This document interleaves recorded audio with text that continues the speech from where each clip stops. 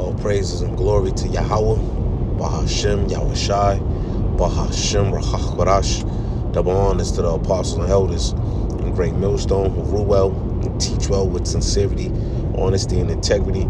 Brothers labor in this truth, putting their life on the line, especially in these times. Salutations to you, brothers. And you brothers and sisters believe in this truth wholeheartedly and sincerely. Shalom to the hopeful elect. Right here, this is the Insurrection Act pulled up on ChatGPT. It reads, the Insurrection Act is a U.S. federal law that allows the president to deploy the military inside the United States under specific circumstances.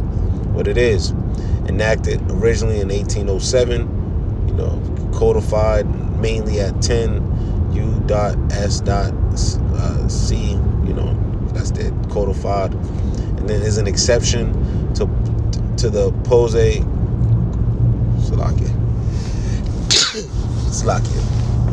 Prometheus Act, which normally prevents the military from enforcing civilian law.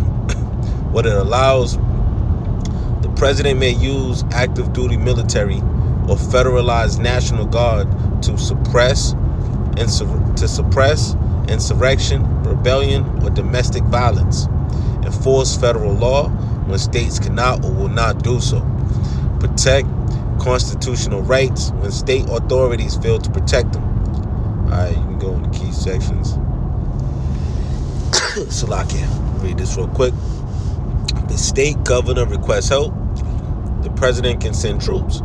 If law enforcement breaks down and federal law can't be enforced, if constitutional rights are being denied and the state refuses or fails to act. Historical uses.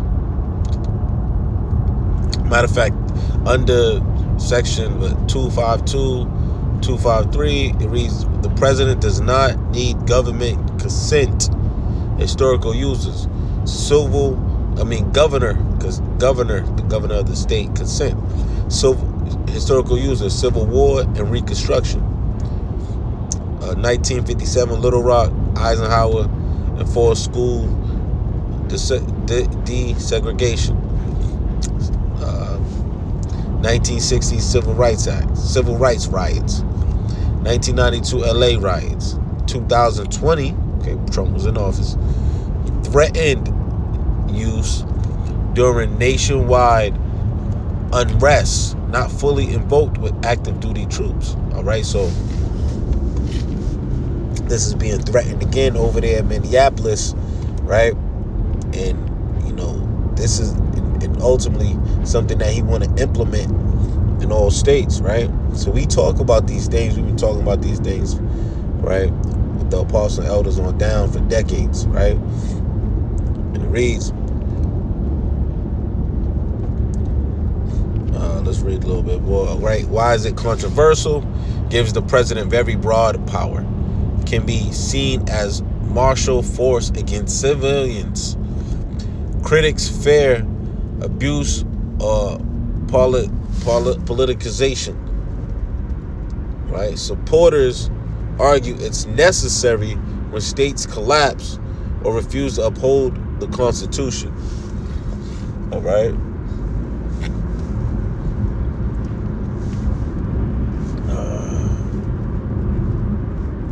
Hold up 2 seconds. All right. Finish this right here. And it reads, is it martial law? No, technically. See? Watch what it says. Martial law replaces civilian government. The Insurrection Act uses the military to enforce civilian law. But in practice, it can feel similar on the ground, right? So when it's practice, it feels like it, right? But ultimately, they're not looking to protect the civilians. They're going to do what's in the best interest of the government, all right? Bottom line, the Insurrection Act is a constitutional emergency tool, legal, rare, powerful, dangerous if abused, right? Because your boy Trump, he don't play it, but these things, don't be surprised you have these events that will even happen in Minneapolis with the woman got shot. Don't be surprised if that was a psyop so they can implement these insurrection acts, so they can, because when these type of things is also enacted, I think it could slow down the election. I'm gonna ask that question real quick. Explain how it can be used today. So arguments. All right, I watch this.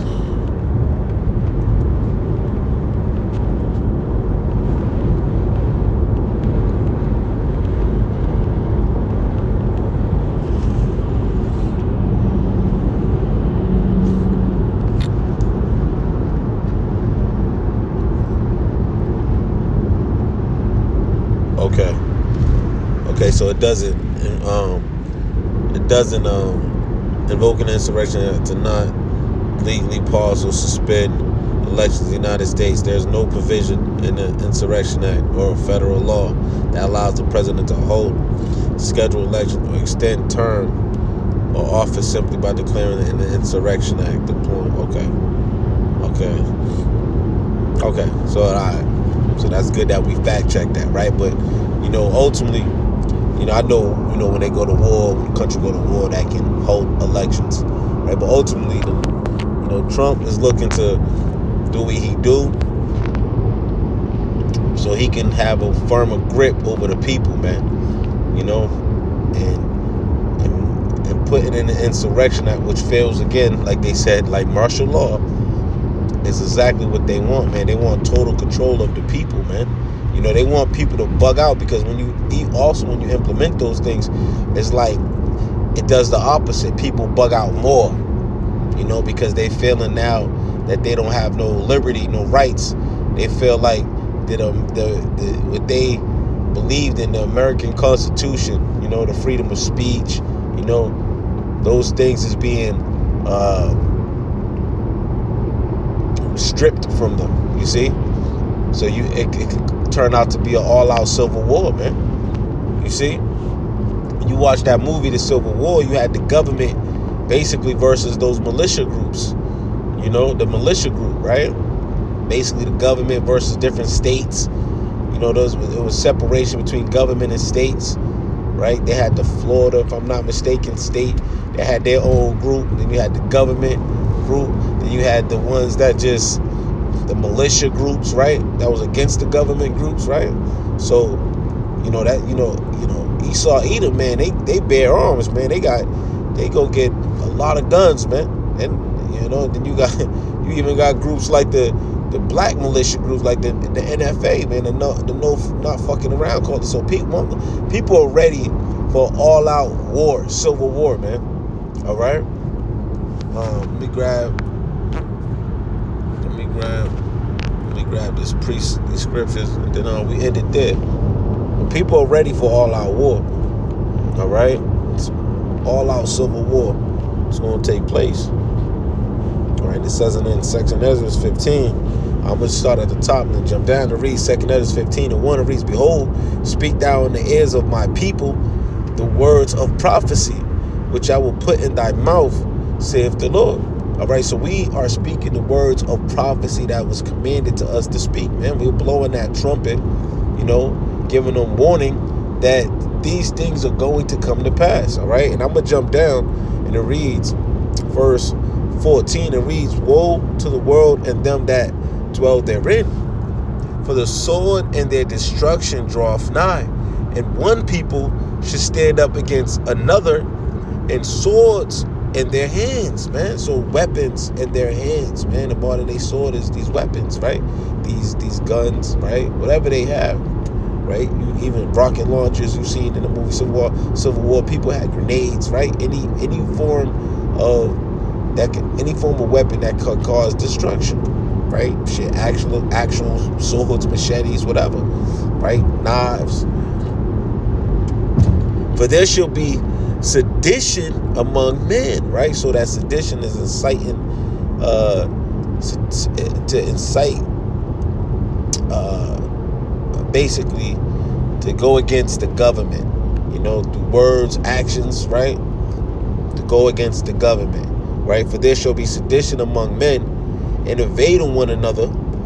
They should not regard their kings nor princes." All right, so these are your leaders, man. Your presidents, your mayors, your governors.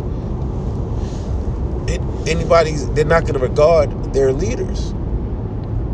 And the course of their actions shall stand in their power, right? A man should desire to go into a city and should not be able, right? When they set up these military checkpoints, right? If they have these insurrection acts, they're gonna have military checkpoints, man. Just like when you seen in the movie Civil War, there was military checkpoints, right? Then there was also militia checkpoints, man. This shit gonna get real, right? It's gonna get real, man. And these things are going to happen. We just gotta, you have these events, whether these matter of fact, let me check this real quick, just to fact check.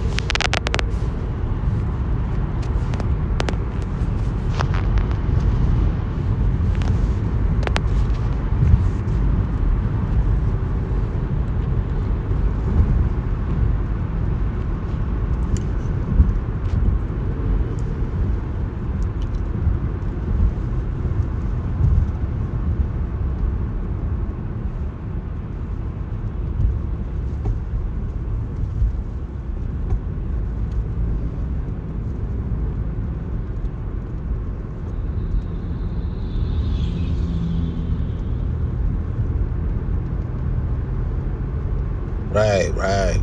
Like Black Swan event, all right? And it reads, I'm going to just jump. A Black Swan event is a rare, unexpected event that has massive impact and usually explained only after it happens. The term was popularized by Nassim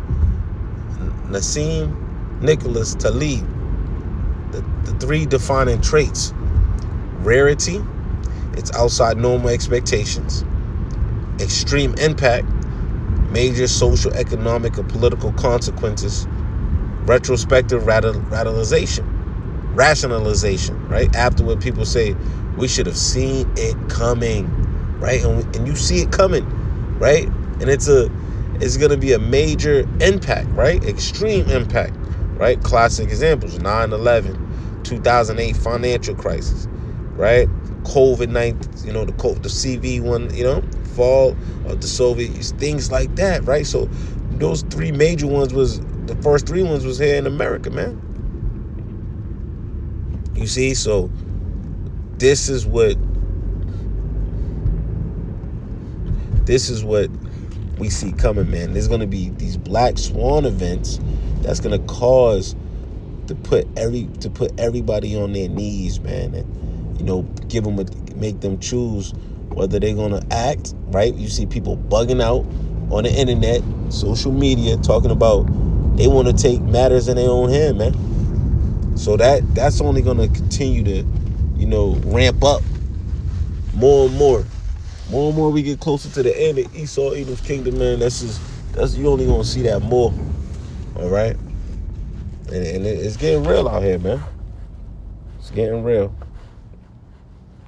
All right, let me yeah, man. So back to this real quick. All right, yeah. Yep. For because of their pride, the city shall be troubled, the houses shall be destroyed, and men shall be afraid. A man shall have no pity upon his neighbor, but destroy their houses with the sword and spoil the goods because of the lack of bread and for great tribulation, right? And we coming, this is the time, this is the year, like the elder apostle Tahak coined, is the year of apostasy, agents, sellouts, and Jacob's trouble, man. You see, we're in the beginning of Jacob's trouble, man. Esau is coming down with a strong wrath on Jake, and then even the inhabitants of the earth, man. You see, this man is not gonna hold up because he know he's not gonna let up because he knows he has but a short time. All right, so he's gonna come down with that great wrath, man. And Trump was set up because he's the right man to do it, because we know he's being backed by the global elite, right? But ultimately, man, he's the man to do it, man. Like the elder apostle Hart says, Nero 47, man.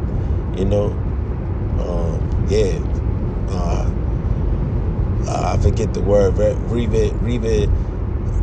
forget the word, but he's back in the reincarnation, man. This man Nero, man. But yeah, man. So we'll see. We see what happens, man, over there. We'll just continue to watch and pray, man. That's what we're gonna continue to do. Right? Don't be surprised, you know, if that insurrection act is being implemented, right? So we'll see. We'll see, man. You know, these threats, like he says, threatened use, right? It's only a matter of time where that's going to be full out. It's going to be completely in use, man. You see? So, that I pray this lesson was edifying. Shalom to the hopeful elect.